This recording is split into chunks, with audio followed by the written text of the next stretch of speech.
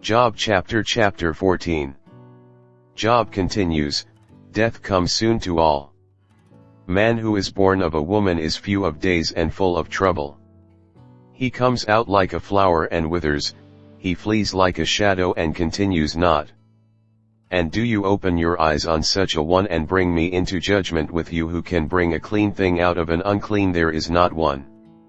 Since his days are determined, and the number of his months is with you, and you have appointed his limits that he cannot pass, look away from him and leave him alone, that he may enjoy, like a hired hand, his day. For there is hope for a tree, if it be cut down, that it will sprout again, and that its shoots will not cease. Though its root grow old in the earth, and its stump die in the soil, yet at the scent of water it will bud and put out branches like a young plant. But a man dies and is laid low, man breathes his last, and where is he? As waters fail from a lake and a river wastes away and dries up, so a man lies down and rises not again, till the heavens are no more. He will not awake or be roused out of his sleep. Oh, that you would hide me in Sheol, that you would conceal me until your wrath be past, that you would appoint me a set time, and remember me. If a man dies, shall he live again? All the days of my service I would wait, till my renewal should come. You would call, and I would answer you, you would long for the work of your hands. For then you would number my steps, you would not keep watch over my sin, my transgression would be sealed up in a bag, and you would cover over my iniquity. But the mountain falls and crumbles away, and the rock is removed from its place, the waters wear away the stones, the torrents wash away the soil of the earth, so you destroy the hope of man. You prevail forever against him, and he passes, you change his countenance, and send him away. His sons come to honor, and he does not know it, they are brought low, and he perceives it not. He feels only the pain of his own body, and he mourns only for himself. Job chapter 15. Eliphaz accuses, Job does not fear God. Then Eliphaz the Temanite answered and said, should a wise man answer with windy knowledge, and fill his belly with the east wind? Should he argue in unprofitable talk, or in words with which he can do no good? But you are doing away with the fear of God and hindering meditation before God. For your iniquity teaches your mouth, and you choose the tongue of the crafty. Your own mouth condemns you, and not I, your own lips testify against you. Are you the first man who was born, or were you brought forth before the hills? Have you listened in the counsel of God, and do you limit wisdom to yourself? What do you know that we do not know? What do you understand that is not clear to us? Both the gray-haired and the aged are among us, older than your father. Are the comforts of God too small for you, or the word that deals gently with you? Why does your heart carry you away, and why do your eyes flash, that you turn your spirit against God and bring such words out of your mouth? What is man, that he can be pure, or he who is born of a woman, that he can be righteous? Behold, God puts no trust in his holy ones, and the heavens are not pure in his sight. How much less one who is abominable and corrupt, a man who drinks injustice like water? I will show you, hear me, and what I have seen I will declare. What wise men have told, without hiding it from their fathers, to whom alone the land was given, and no stranger passed among them. The wicked man writhes in pain all his days, through all the years that are laid up for the ruthless. Dreadful sounds are in his ears, in prosperity the destroyer will come upon him. He does not believe that he will return out of darkness, and he is marked for the sword. He wanders abroad for bread, saying, where is it? He knows that a day of darkness is ready at his hand, distress and anguish terrify him, they prevail against him, like a king ready for battle.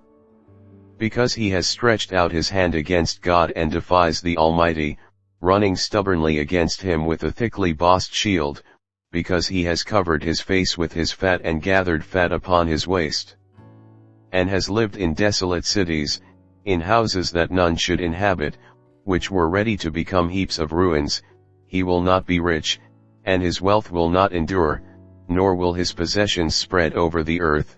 He will not depart from darkness, the flame will dry up his shoots, and by the breath of his mouth he will depart. Let him not trust in emptiness, deceiving himself, for emptiness will be his payment. It will be paid in full before his time, and his branch will not be green. He will shake off his unripe grape like the vine, and cast off his blossom like the olive tree. For the company of the godless is barren, and fire consumes the tents of bribery. They conceive trouble and give birth to evil, and their womb prepares deceit. Job chapter 16. Job replies, Miserable comforters are you. Then Job answered and said, I have heard many such things, miserable comforters are you all. Shall windy words have an end, or what provokes you that you answer? I also could speak as you do. If you were in my place, I could join words together against you and shake my head at you. I could strengthen you with my mouth, and the solace o' my lips would assuage your pain. If I speak, my pain is not assuaged, and if I forbear, how much of it leaves me? Surely now God has worn me out, he has made desolate all my company. And he has shriveled me up, which is a witness against me, and my leanness has risen up against me, it testifies to my face. He has torn me in his wrath and hated me, he has gnashed his teeth at me. My adversary sharpens his eyes against me. Men have gaped at me with their mouth, they have struck me insolently on the cheek, they mass themselves together against me. God gives me up to the ungodly and casts me into the hands of the wicked. I was at ease, and he broke me apart, he seized me by the neck and dashed me to pieces, he set me up as his target, his archers surround me. He slashes open my kidneys and does not spare, he pours out my gall on the ground. He breaks me with breach upon breach, he runs upon me like a warrior. I have sewed sackcloth upon my skin and have laid my strength in the dust. My face is red with weeping, and on my eyelids is deep darkness, although there is no violence in my hands, and my prayer is pure. O earth, cover not my blood, and let my cry find no resting place. Even now, behold, my witness is in heaven, and he who testifies for me is on high. My friends scorn me, my eye pours out tears to God, that he would argue the case of a man with God, as a son of man does with his neighbor. For when a few years have come I shall go the way from which I shall not return. Job chapter 17. Job continues, Where then is my hope? My spirit is broken, my days are extinct, the graveyard is ready for me. Surely there are mockers about me, and my eye dwells on their provocation. Lay down a pledge for me with yourself, who is there who will put up security for me? Since you have closed their hearts to understanding, therefore you will not let them triumph. He who informs against his friends to get a share of their property, the eyes of his children will fail. He has made me a byword of the peoples, and I am one before whom men spit. My eye has grown dim from vexation, and all my members are like a shadow. The upright are appalled at this, and the innocent stirs himself up against the godless. Yet the righteous holds to his way, and he who has clean hands grows stronger and stronger. But you, come on again, all of you, and I shall not find a wise man among you.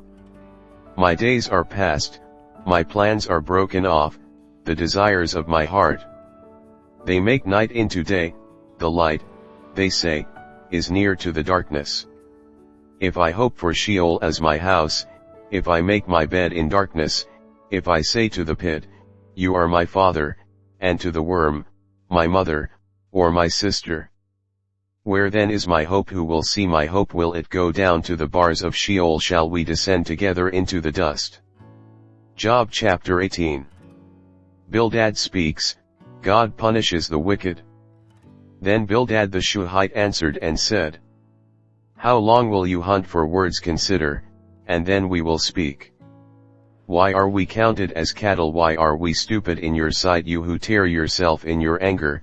Shall the earth be forsaken for you, or the rock be removed out of its place? Indeed, the light of the wicked is put out, and the flame of his fire does not shine. The light is dark in his tent, and his lamp above him is put out. His strong steps are shortened, and his own schemes throw him down. For he is cast into a net by his own feet, and he walks on its mesh. A trap seizes him by the heel, a snare lays hold of him. A rope is hidden for him in the ground, a trap for him in the path. Terrors frighten him on every side, and chase him at his heels. His strength is famished, and calamity is ready for his stumbling. It consumes the parts of his skin, the firstborn of death consumes his limbs. He is torn from the tent in which he trusted and is brought to the king of terrors. In his tent dwells that which is none of his, sulfur is scattered over his habitation.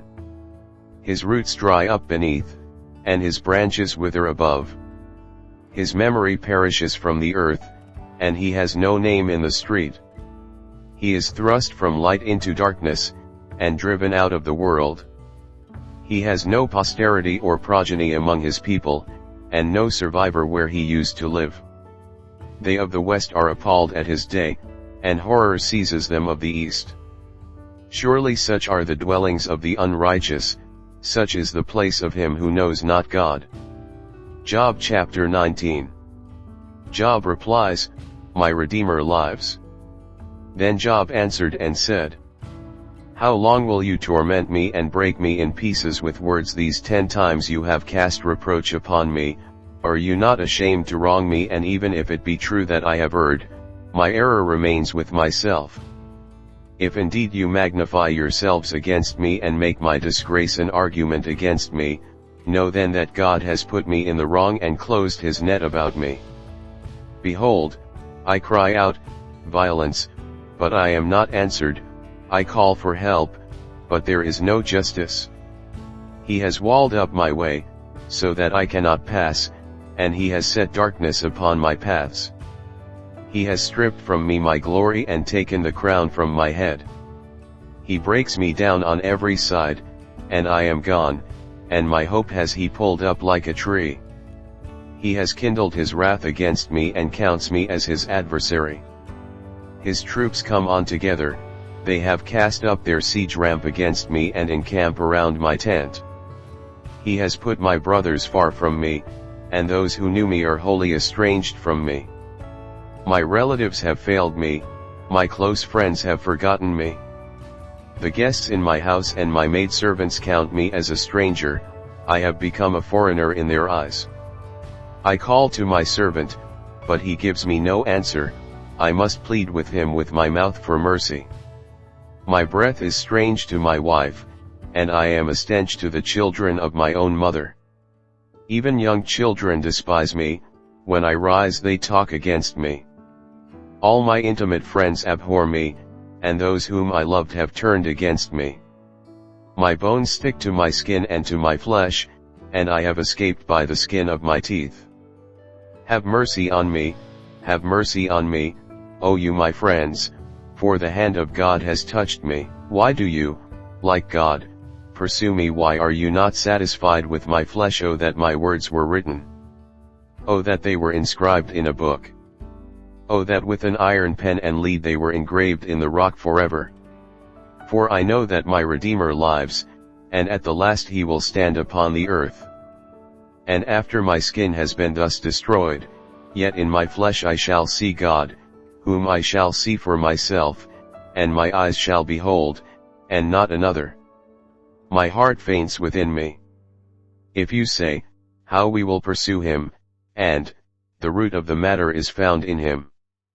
Be afraid of the sword, for wrath brings the punishment of the sword, that you may know there is a judgment. Job chapter 20. Zophar speaks, the wicked will suffer. Then Zophar the Naamathite answered and said, Therefore my thoughts answer me, because of my haste within me. I hear censure that insults me, and out of my understanding a spirit answers me. Do you not know this from of old, since man was placed on earth, that the exulting of the wicked is short, and the joy of the godless but for a moment? Though his height mount up to the heavens, and his head reach to the clouds, he will perish forever like his own dung. Those who have seen him will say, Where is he? He will fly away like a dream and not be found, he will be chased away like a vision of the night. The eye that saw him will see him no more, nor will his place any more behold him. His children will seek the favor of the poor, and his hands will give back his wealth. His bones are full of his youthful vigor, but it will lie down with him in the dust. Though evil is sweet in his mouth, though he hides it under his tongue, though he is loath to let it go and holds it in his mouth, yet his food is turned in his stomach, it is the venom of cobras within him. He swallows down riches and vomits them up again, God casts them out of his belly. He will suck the poison of cobras, the tongue of a viper will kill him. He will not look upon the rivers, the streams flowing with honey and curds. He will give back the fruit of his toil and will not swallow it down, from the profit of his trading he will get no enjoyment. For he has crushed and abandoned the poor, he has seized a house that he did not build.